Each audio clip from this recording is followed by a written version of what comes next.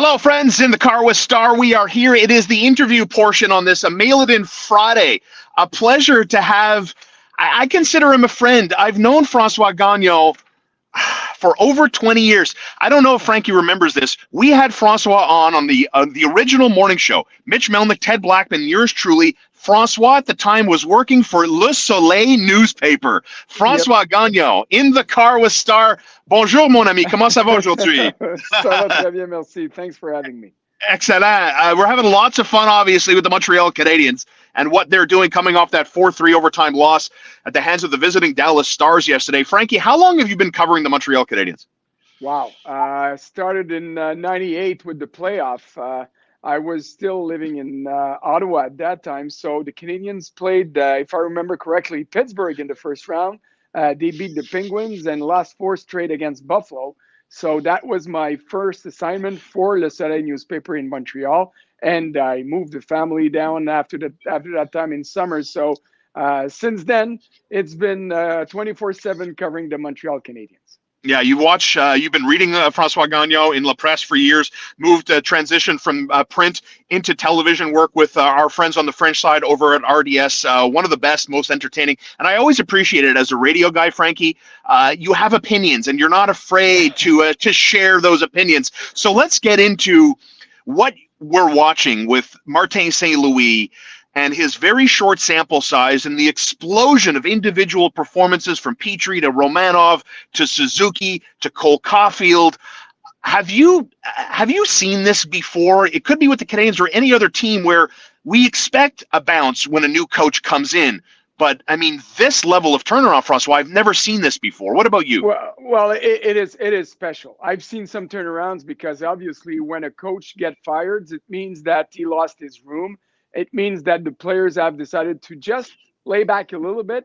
And in this league now, if you lay back a little bit, there's no way you're going to win. So some players play guilty, but some other players are playing more freely. And I will always stick to one thing that Martin St. Louis said when he came in. He said that when he started in hockey, he was surviving. And when he decided to live, then he was able to get to the player he was. So I think that St. Louis, the biggest thing that we can witness now is that he is applying to his player what he liked as a player. And that's good.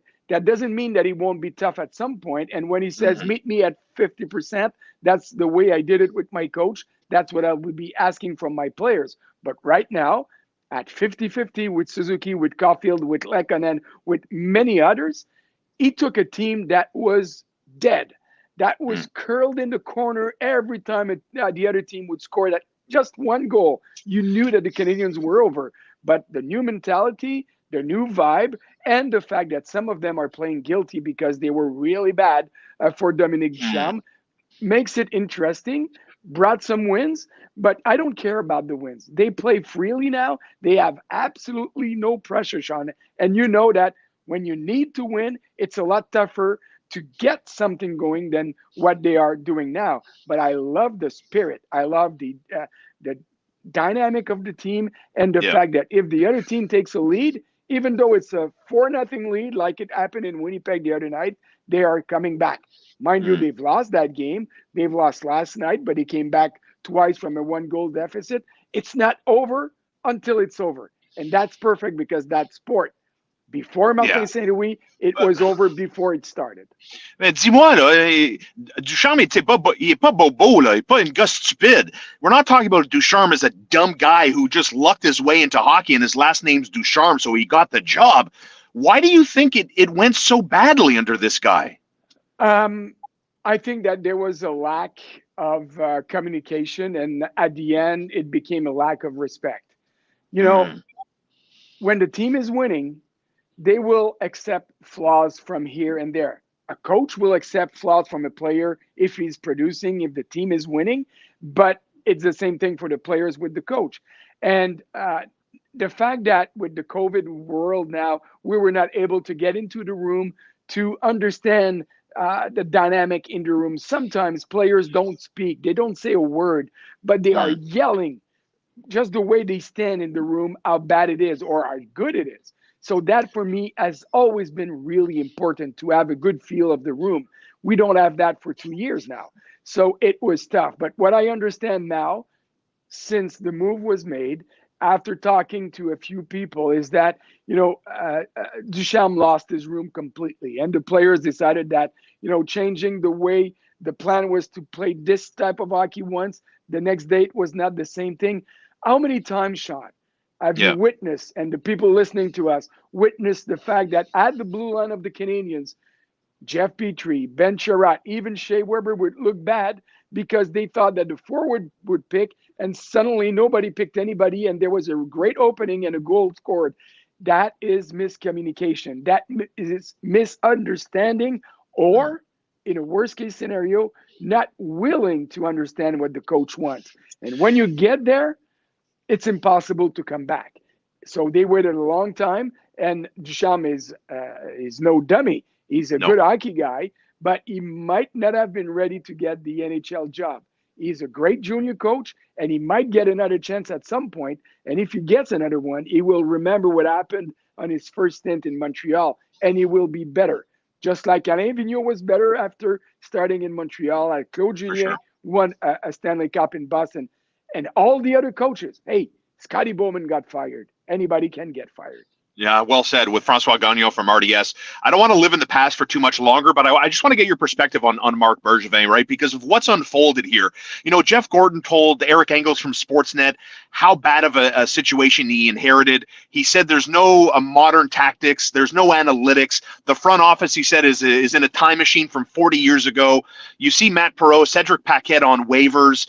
I'm wondering about Marc Bergevin's legacy and whether or not you think, Frankie, that hurts his chances to be a GM of another team one day, because what Gordon and others have said, it doesn't paint a very nice picture of what Marc Bergevin has done with the Montreal Canadiens in almost 10 years. I agree, but when I look at the team right now, Nick Suzuki is a legacy of Marc Bergevin. Cole Caulfield is a legacy of Marc Bergevin and Trevor Timmins. Okay, they didn't do all good because you never wash dishes, or the only person that don't break dishes are the ones that never wash. Right. So, I mean, in this case, he made many moves, maybe too many moves. Some of those moves were not good, some were bad. But in the long run, when you look at things, there was also some great things that were done. Is he going to get another job? Of course he's going to get another job. He has already won. By the way, he finished runner-up last year for the GM of the year. He should have won it. As named by his peers. You know what? I don't know if he should have won it. Personally, I would have given that to Zito, who just made a huge deal to get Ben Sherratt in front of Marc Bergevin and Lou Lamoriello, who won. But any case scenario, he was in the top three, which at the Olympics is. Yeah. Looking at, are we good with Francois? We still got you? Hopefully we're going to get a little bit of a there we go. Technology, Frankie, maybe make sure you're not muted, buddy. Make sure you're not muted. The joys of live technology here with the Montreal Canadiens back in action Saturday against the Ottawa Senators. Frankie, I got you. I can't hear you, buddy. The joys of technology. I really wanted to get there we go. Gotcha. Merci beaucoup. You talk about the legacy, Marc Bergevin's legacy. Nick Suzuki is a Marc Bergevin guy. Cole Caulfield's a Marc Bergevin guy. 21 points in 16 games for Caulfield under Martin St. Louis. 18 points in the last 13 games for Nick Suzuki under Martin St. Louis' watch. I have to ask you, Jonathan Drouin has played 425 career games. We've seen him have different coaches in Tampa. We had a problem with John Cooper, goes to Syracuse in the AHL, demands a trade, comes to Montreal, has a bunch of different coaches. Tell me why, Francois, I need to see Jonathan Drouin under Martin St. Louis. I remind people that when Nick Suzuki was struggling and Drouin was healthy, Drouin, Dvorak, and Josh Anderson was the Canadiens' best line, and Drouin was having a good season before he got hurt. How much do you think the Canadiens need to see what Jonathan Drouin could do under Martin St. Louis, because everybody else is doing very well? Your thoughts on Drouin and St. Louis together, France? Oh, Frankie, no volume, my friend. Sorry about that. Yeah. We had you there for a second. Yeah, we tried to get Francois on his computer, and now he's on his phone. It's just the joys of live tech. Doesn't seem to be working. No, I don't hear you. I can read your lips. That's why I know what you're saying. It's all good. It's all good. C'est pas grave, mon gars. We're going to try this another time. We got good 10 minutes with you, Francois. It's okay. It's okay. No apologies. We understand it's technology. We'll try again, okay, Francois? Thank you, my friend.